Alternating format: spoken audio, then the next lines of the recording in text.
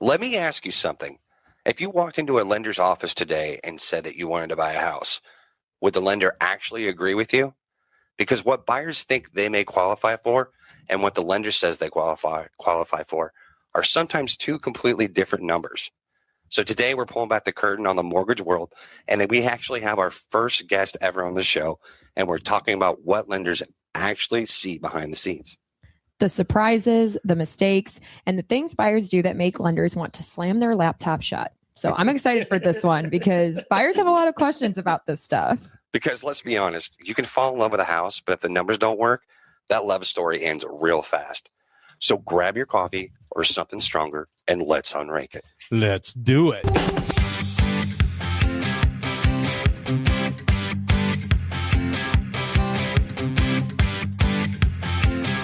All right. Well, guys, welcome to Big 3-0 episode of Real Estate UnRaked. And we have our very first special guest on the show, Brian Wilhelm with Bayway Mortgage Group.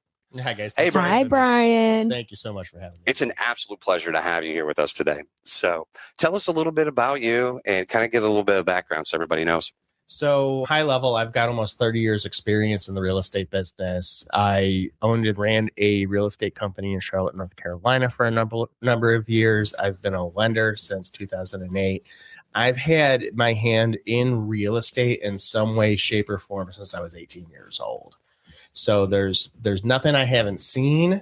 And I take my experience. I feel like everything that I've learned up to this date allows me to help buyers have confidence and clarity when they are purchasing their home.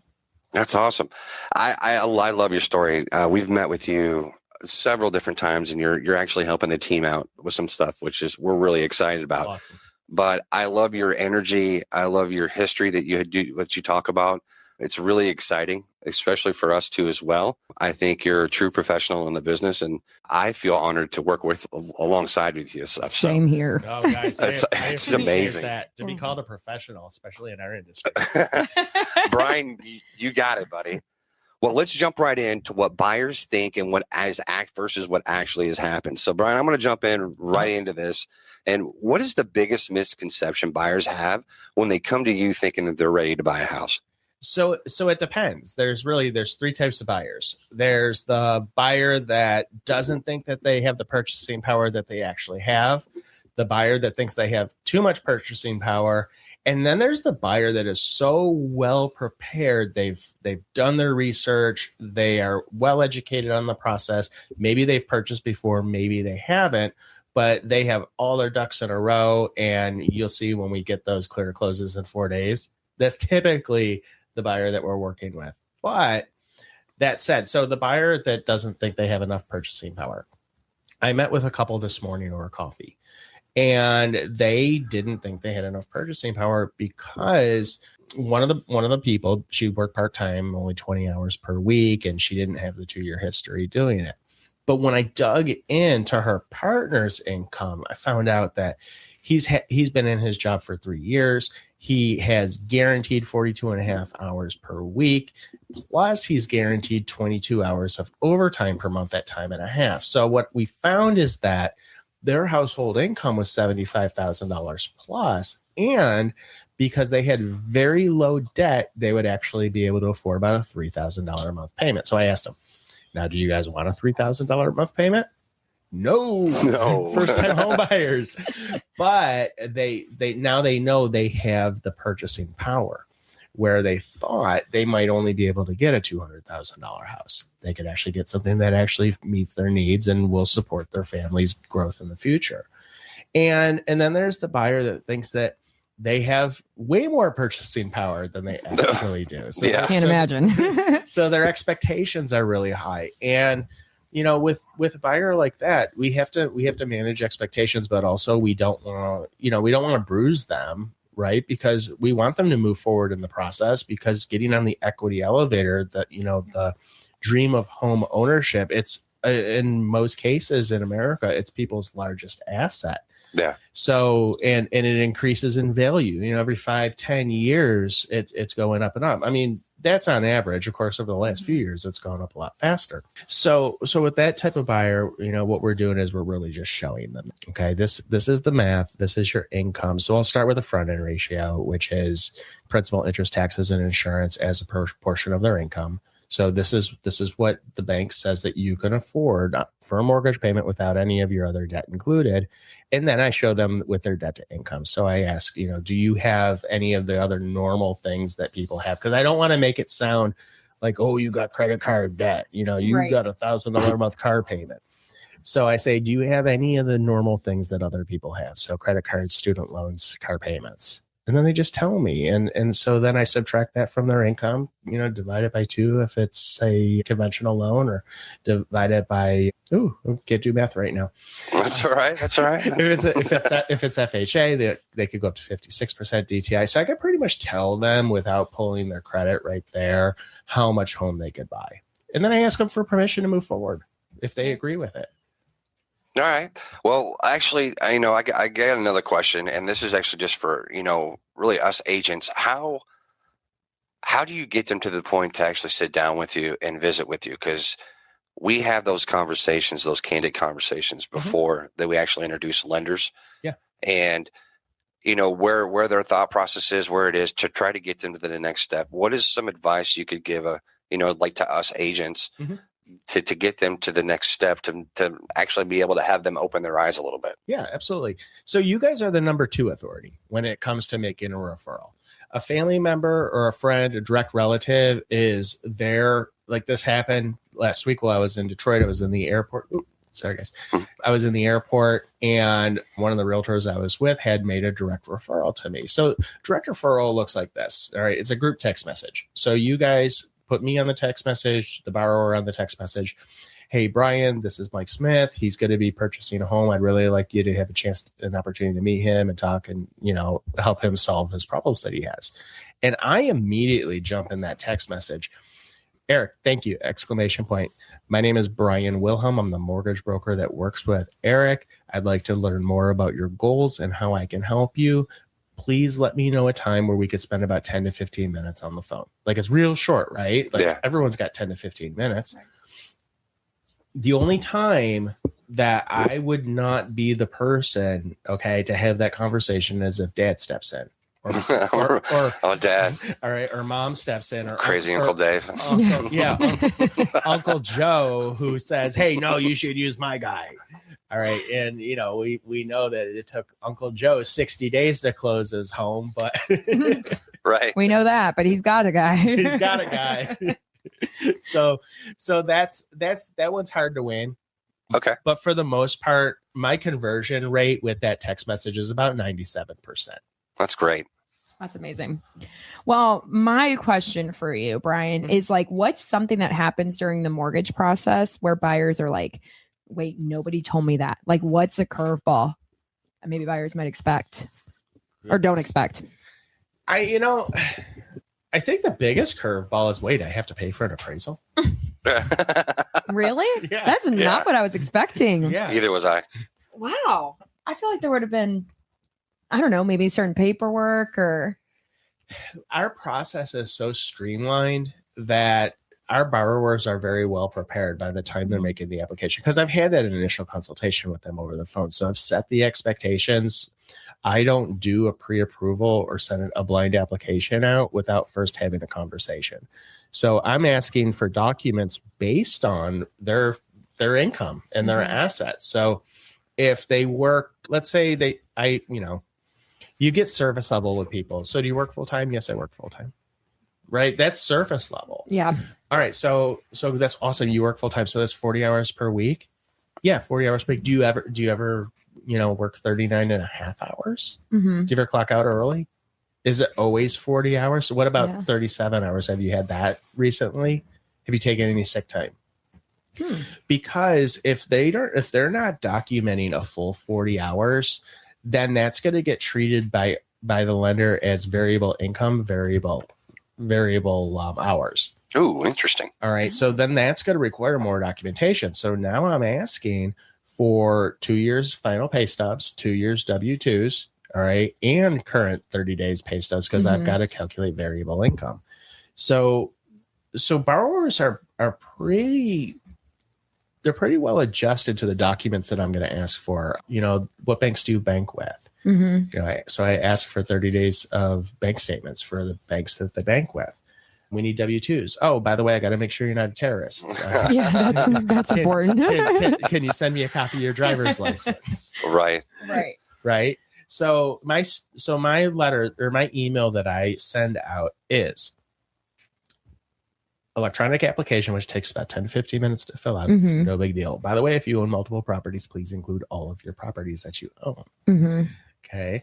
And if they're just basic salary, okay, 30 days pay stubs, 30 days bank statements, last year's W-2 and a driver's license. Let's rock and roll. Let's rock and roll.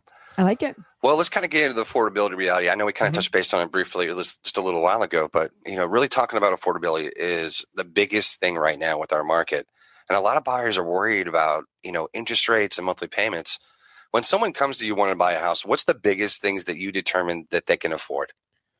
So, underwriters are looking at we call it the 4 C's.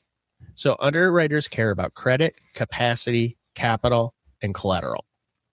So I like that analogy. All right. So credit, what's their credit look like? Do they pay their bills on time? Right. Do they have collections? Do they have charge-offs? All right. What's their credit score? So that's credit. Capacity. So that's how much home can they buy? So what is their income? Right. So we've already talked about front end ratio and back end ratios. So housing expense and debt to income. So how much home can they purchase? Capital. How much money do they have in the bank? Do they have enough assets for cash to close, including their down payment, if they're not getting any seller concessions? And then, of course, the collateral. The collateral is your property. So there's going to be a little bit of a rate increase for condos, for instance. Okay. All right. There might be a pricing adjustment for manufactured homes. It really depends on the lender. So all of those, all right, are going to determine interest rate also. So then that is how we determine how much home that they can afford. Okay. Well, when you say it determines interest rate, and that, explain that just a little bit. Okay. So someone who has a 620 credit score, they could qualify for FHA. Okay. But 640 is going to get them a better interest rate with a lot of lenders. That's elite pricing. So they're going to get a better interest rate. Conventional loans. So if they're not putting 20% down, you've got mortgage insurance. So, you might have a lower interest rate with FHA, but your credit score is 720, and the mortgage insurance, even on a conventional loan, you might have a bit higher of a rate than FHA, but the mortgage insurance is a lot cheaper. Okay. Okay. So that's how we really got to look at it. Really got to look at it holistically. It's not just, well, you've got a 600 credit score, you're going to be a manual underwrite. We look at it holistically. Is that also going the same with when buyers are saying like they want to stay around a certain number for payment per month? Are those the same factors that help determine that too? Yes. Okay. Yes. Good to know. Let's just say FHA is going to have, the interest rates, 5.5%. The mortgage insurance factor is 0.5. So 0.55. So let's say the mortgage insurance is $120 a month. Okay. And then conventional is going to have a little bit higher of an interest rate. Let's say it's last week's rate. So 5.99, but their mortgage insurance payment is going to be $100 a month. So it offsets the increased interest rate. Interesting. Okay. Interesting. Am I answering your question? No, oh my gosh, you're doing you're great. all over this. You're doing a lot more. This is great. I can nerd out on some finance. Oh, no, yeah, we can nerd out, please, because it's so interesting. But another question that I have is, what's something buyers do that dramatically affects what they qualify for when they don't even realize it? Like, what are some common examples? Oh man, omission.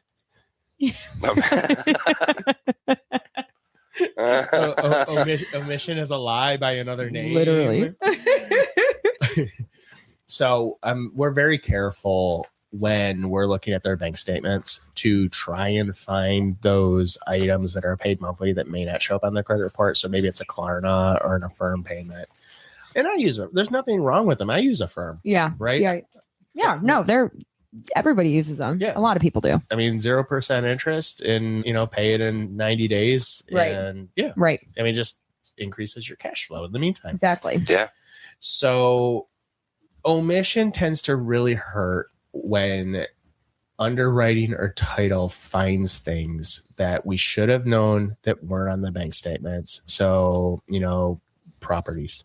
Mm-hmm. Properties. Yeah.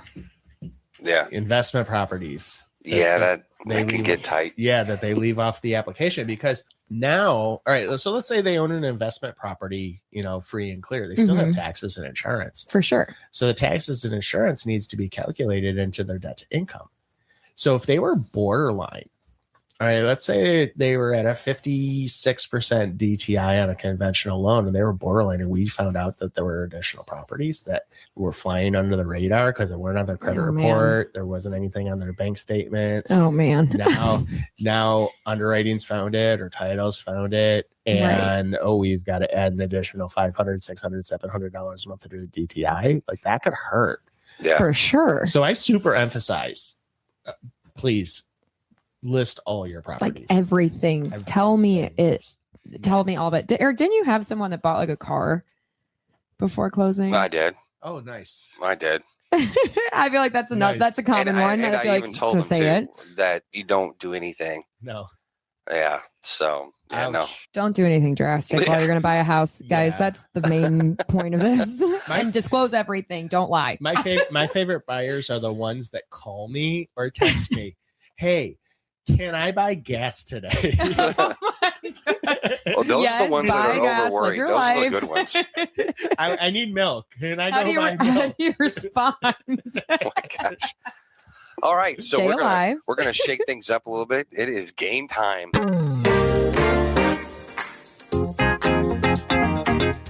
Oh man. And today's game is called, and I'm excited, Brian, you actually get to do this with us. All right, cool. All right, this game is called Mortgage Red Flag or Just Florida. Oh, God. I'm going to leave my friends from California out of it. I was going to say, we need to give California a break here. Because, guys, sometimes buyers do things that make lenders nervous, and sometimes buyers do things that make lenders want to fake a power outage or close their laptop. All right, so I'm going to give you guys real life situations. You need to tell me if it's totally fine, a mortgage red flag, or the loan is completely dead. Okay. All right. So first one, buyer finances a $6,000 living room set 2 weeks before closing. Why would they do that? No. That's what was the second option you said? You got mortgage red flag, or if the loan's just completely dead, or totally fine. What do you think of that? If it's dead. It depends on DTI. I don't think it's dead. It depends on DTI. Yeah, that's true. Okay, good. You don't want to be the one to say, hey, congratulations, you just traded your new house for a couch, and you're going to sit on that while you're on Apartment I'm hunting. not going to say it doesn't happen. Right? Oh, this is the one we just talked about. Buyer shows up to closing in a brand new $85,000 truck. That's done. Right? Again, it depends on DTI. Do they have the capacity for it? But most. But yeah. I mean, your average. You figure average household income in the state of Florida is what, $67,000. Yeah. Yeah. Most households cannot sustain that payment and still close on their home. Yes. All I right. So agree. basically, what we're saying is good news. The direct payments approved the house, Yes. and not so much. Yeah. Okay. I mean, does your house have, or does your car have really good heat and air conditioning? Mhm. And does Is it comfortable to sleep in? Yeah. Does the bed fold out? Right. All right. Down payment from uncle's shoebox cash. No. No. No. Yeah, no. No mattress money. No Ah, mattress yes. money allowed. Ah, yes. Keep it for yourself. The very popular Uncle Tony under the mattress loan program. Underwriters love that one, don't they? Sorry if you guys have all these Uncle Tony's, Joes we talk about today. Yeah. No. We talk about them all the time, all the time. How about this? Scenario number 4 is a truck, boat, ATV payments, but want something affordable. Repeat that. So they have a truck, a boat, and then they like an ATV or whatever you want payment, but want something affordable. So Facebook Marketplace. Okay. Good answer. I love Yeah. Facebook Marketplace. You do that. Time to unload something. That's For right. sure. You don't need a mortgage. You need a financial exorcist. That's Yep. right. You do. All right. $18,000 deposit labeled gambling money. Oh my gosh. All right. That's going. This is a tricky one. Oh, think this is that's a tricky gone. one. I don't know. I'm leaving this up to Brian. I'm saying this is gone. Well, I mean, I'm not an underwriter, so I could only go off of things that I've seen or heard. So part of underwriting is it's a character assessment. And their bank statement, does it show that a ton of money that their discretionary income is going to a casino Okay. on a regular basis? Like, it's underwriter discretion. So one underwriter might look at that differently than another underwriter. But as far as for down payment, I mean, can we source it and is it documentable? Wow. Interesting. I didn't expect that. Yeah. I was going to say This is nothing makes fun. an underwriter happier than unexplained casino winnings 3 weeks before closing. You know? All right. Next one is buyer quits their job because of vibes. And this is in the process of going through. Oh my gosh. That's that. I've got a rescue story for you guys. Oh, please go ahead. All right. So last year, I did a refinance for someone that I've actually become very good friends with her family since. Yeah. then. But I wasn't the original lender on the loan. She changed jobs midway through the application process. So in underwriting, she changed jobs. Mm-hmm. But for whatever reason, the underwriter wasn't aware that she changed jobs. So it was never documented as part of the loan file. So when the lender, so the bank, institutional, okay, went to sell the loan on the secondary market, they were sold the loan back because the documents didn't line up with the truth of the file. So that lender, rather than working with the borrower to get it straightened out, triggered the due on sale clause. Oh. And called the loan due. Explain what that is. So there's a clause in most mortgage documents that if there is a change in status of the property, so it's been sold, refinanced, assigned, Okay. not all loans are assumable, Right. then the lender has the right to say, pay me my money. No way. Yeah. Give me my money back. And so that's what happened to her. That's what happened to her. Wow. So and now in this, like a year's gone by, so her credit had changed, her income had changed, her debts had increased. She could not refinance on her own. So I had a conversation with her and her parents and got them involved because she's got kids. Like she can't lose her house. Yeah. Right. So there was a lot of, massaging to get this to work, but she now has a viable mortgage. She was able to refinance. We're waiting for rates to drop a little bit lower. Her interest rate's terrible. Okay. It was like 7% interest rate time. So we're just waiting for her credit score to get a little bit higher, rates to come down a little bit lower. We'll go ahead and we'll refinance her parents off that property. Yeah. Wow. That's a good save on your. I can't believe I did not know that great. was a clause. Yeah. Yeah. So Read the fine print. and tell the truth and nothing but the truth. Yeah. Yes. That's the Period. lesson in that. Yes. All right. Next scenario. Parents tell you your credit score is good at 528. Ooh, you need new parents. Yeah. Get truthful parents. Yeah. Most of the time, your parents are going to say something because they also told you that Santa and Easter Bunny were real. Mhm. Maybe need to double check things. Yeah. All right, next one, a waterfront. So the buyer wants waterfront pool, no HOA, no CDD, remodeled, and under $300,000 in St. Johns County. Oh. Does that even exist? That's just in Florida, right? No, that ain't that's real. non-existent. Literally non-existent. What's that county that borders on St. Johns County? You could do a swamp Yes. Yeah. front property. You can tell somebody, yeah, I've got one of those. It's called 1998. All right, next one. Buyer quits job and flips to crypto and NFTs. Deal's dead. That was so fast. Yes, nothing reassures a lender that a brand new income stream based entirely on internet cartoons. My favorite phrase in lending is Eh. Eh. yeah. Move on. All right, Next. next one. The buyer has no savings, but he has good vibes. Okay. Yeah, man. Let's do this. All right. He also has a 480 credit score. Yeah, probably. Unfortunately, the bank doesn't accept vibes, but they do accept money. Yeah. Yep. They do. Yeah. Ready? This Yep. is a good one. This is one of the very last ones here. Oh my gosh, the evil laugh. Eric's up to something. This is called the Zillow math buyer. You ready? Oh, God. no. All right. Buyer says Zillow says the payments should be right around $2,100 a month. But, of course, the taxes are wrong. Insurance isn't included. HOA isn't included. Rate is out of date. So the actual payment is $3,100 a month. No. The moral of this is you got to do the research and go through it. For sure. So, And talk to someone local, like someone who knows the area, because a lender in California doesn't know that the mill rate is 18 in Duval County, and that the county assessor's office takes 85% of the purchase price as the assessed value. all right. 100%. So basically Has what you're saying is these third-party sites is like gas station sushi. It sounds good until you realize the consequences. I had to put that in for you today, Bridget. That game. Gas station sushi. I can't believe that's even a thing. Oh, yes, it is. Ugh. Okay, one more time. Yep. The buyer tells the lender, I've done a lot of research, okay? And my research is TikTok, Zillow, their uncle, and one YouTube video. Oh. Back with the uncle. Poor uncle. So tell me, what does Uncle do for work? yeah. Uh, What does uncle do? Just good for you. We'll give you the information you need to use to research. Exactly. so now, basically, what you're hearing is the mortgage approval process is now being supervised by TikTok and Uncle Dave. Yep, pretty much. All right, well, that's our game for the day. I hope you guys enjoyed that. That was funny. I dig it. Some of these scenarios, I'm just like Some of jaws them, on the some of floor. them gotten really bad. Yeah, I still yet to top the gas station sushi situation.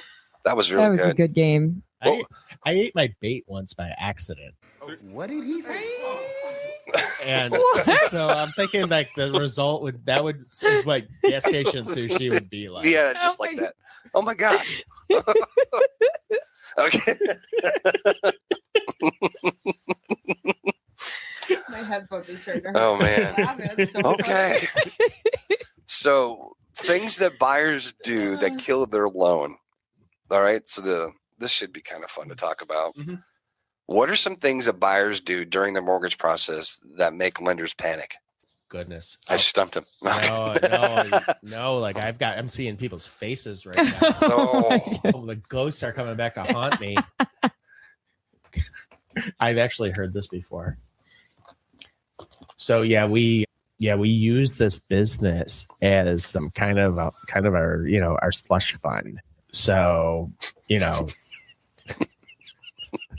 do what?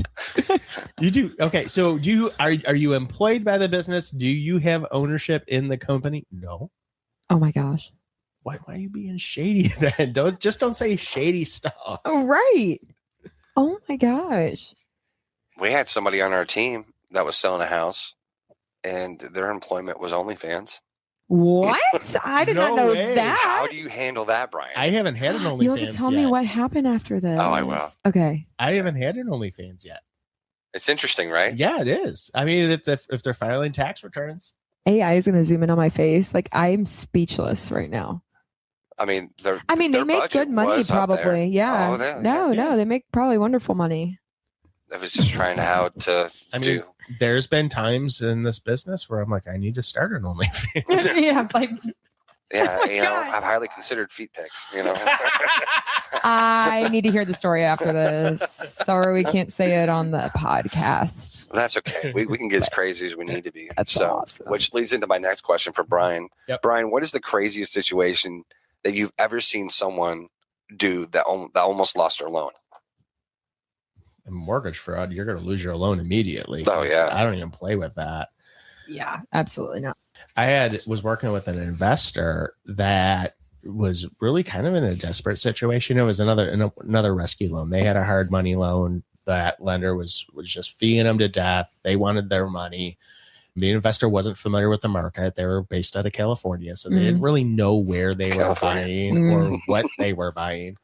And because they had originally wanted to flip the property. Right. Okay. So sometimes we have to do a DSCR rescue.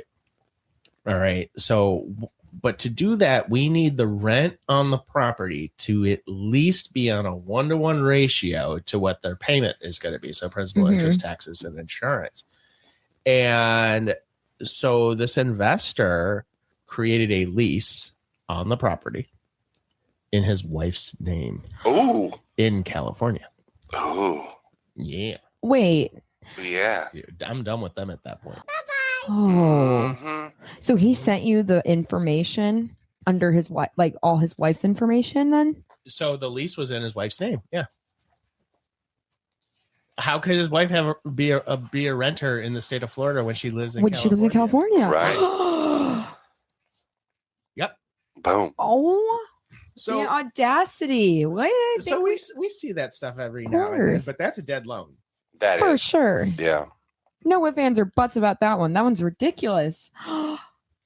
That's wild. I got stories. I want to bet hear you more. do. We could, like you said, I need we to could hear more probably after sit here this. all day and do that.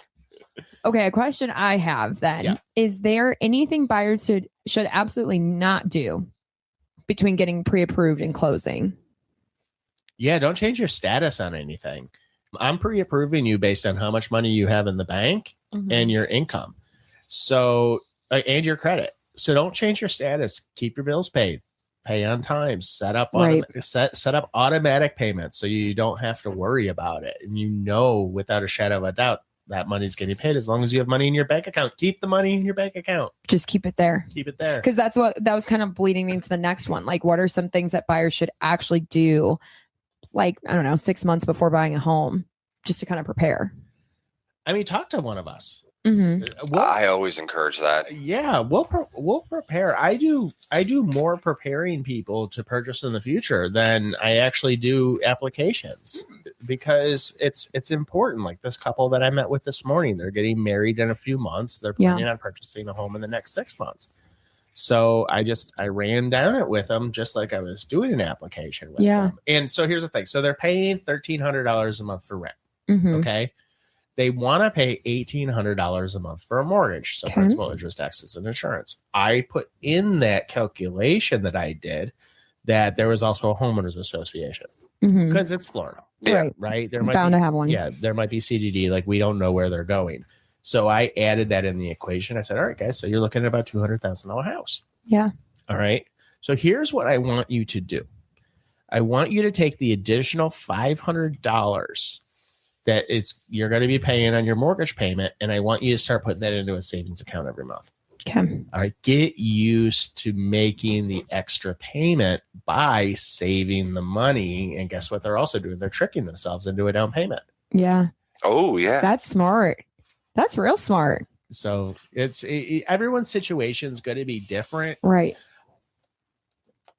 It's real. So all the advice that I give it's custom tailored to their specific needs, their specific situation. Yeah. Okay. But best thing is just talk to you. Yes. Just talk to Brian. Yes. 15 minutes could turn into an hour. Yeah. I mean, if we have to set up another appointment or meet in person, then that's what we do. Yeah. Yeah. Just get you on the right foot. I try to meet everyone in person before they go under contract. That's good. I'm glad you do that because that's really important. Name. Yeah. Yep. Well, let's talk about the area for a minute. Getting hyper focused in Northeast Florida. So since that's where we're at, we're seeing buyers that are coming here from all over the country. What are you seeing when it comes to affordability, buyer demand in loan programs here in Northeast Florida? I mean, affordability has been an issue now for a couple of years. Yeah. And, when we're talking about affordability, it goes further than debt to income. It's really for a lot of buyers. I mean, they can afford it. Incomes have increased along with inflation. So we might see they could afford it, but mentally, all right, they are not thinking what it's actually going to cost to be a homeowner. Right. So it's really getting them inch by inch. It's a cinch. So my buyers this morning, all right, they know 200,000. So when they go out and look at now they could afford 300,000. Okay. So based on ratios. So when they go out looking with the agent and maybe they love what's in that price point, but maybe they don't. So that'll be another conversation of, okay, guys, so if you were to make an extra $200 a month payment, how is that going to make you feel? Right. You guys as realtors have a distinct advantage over lenders. All right. We deal, logical side of the brain 99% of the time, but you guys are dealing in emotion. Oh, yeah, we are. And if we know anything about people, we make decisions based on emotion. Mm-hmm. But money is logical. So I go back to this meeting I had this morning. We're talking about numbers. We're not showing houses.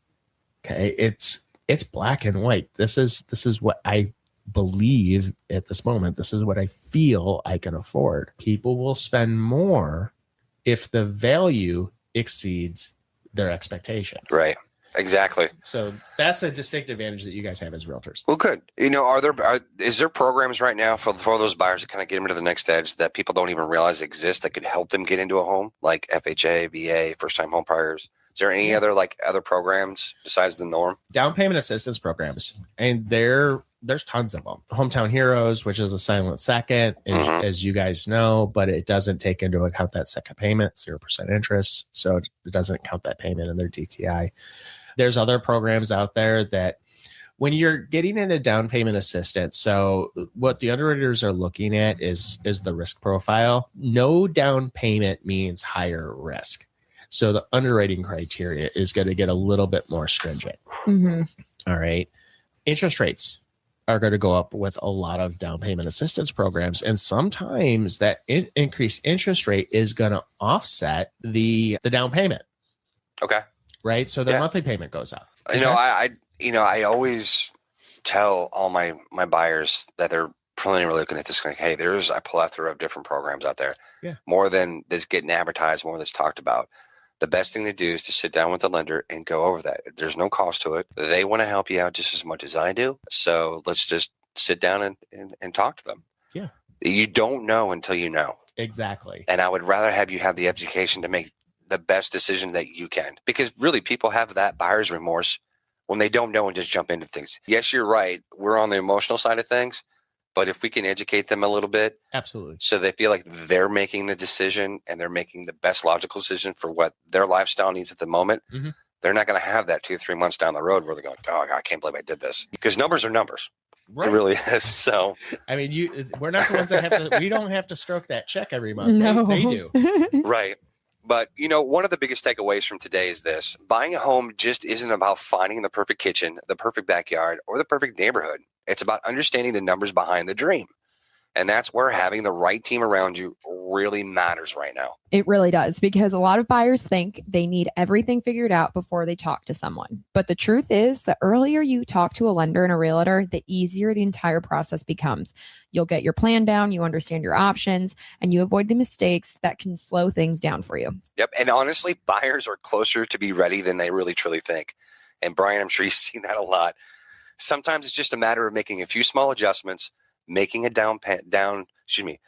paying down a credit card, or maybe understanding that your loan has different options, and suddenly that dream of owning a home becomes a lot more realistic. I tell you what, this is what really it is about the show. We're pulling back that curtain and really giving you the real information to make those decisions. And if you're really thinking about buying a home, selling a home, or just want to understand what your options look like here in Northeast Florida, reach out to us at the Rakers Home Group. Give Brian a call anytime. You can tell he loves talking on the phone. He loves talking. He wants to meet for coffee. This guy is awesome.